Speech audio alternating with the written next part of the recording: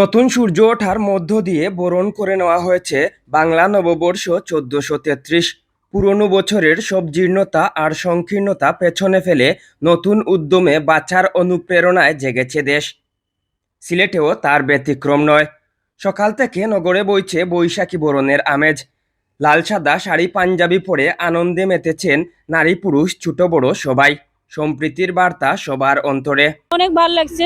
মানে আমরা এই যে সম্মিলিতভাবে সবাই মিলে সব স্কুল বা বিভিন্ন যে প্রতিষ্ঠান বা অফিস থেকে যারা আসছে সবার সাথে দেখা হলো বা একটা মিলন মেলা হলো, সেই জিনিসটাই আসলে খুব মানে ভালো লাগলো আর কি। আজকে অনেক বেশি আনন্দ লাগতেছে। পহেলা বৈশাখ আমাদের জাতীয় জীবনের গুরুত্বপূর্ণ।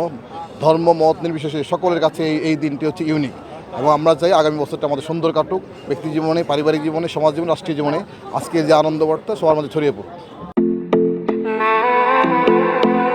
আজ থেকে ১৪৩৩ বঙ্গাব্দ পহেলা বৈশাখ আজকে থেকে শুরু হয়েছে।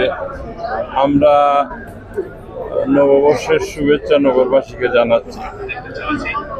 আমরা বাংলাদেশের চিরাচরিত্র ঐতিহ্যগতভাবে আমরা নববর্ষ উদযাপন করে থাকি।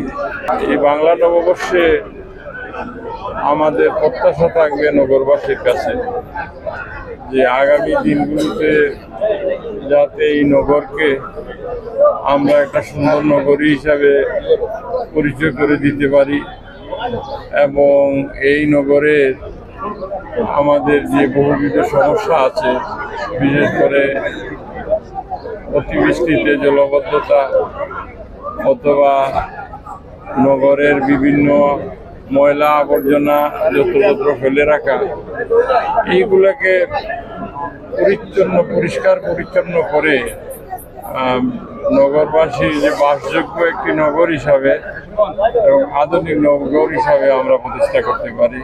বিগত বছরের গ্লানি মুছে একটি সাম্য ও ঐক্যের বাংলাদেশ গড়ার প্রত্যয় ব্যক্ত করেছেন আগত দর্শনার্থীরা।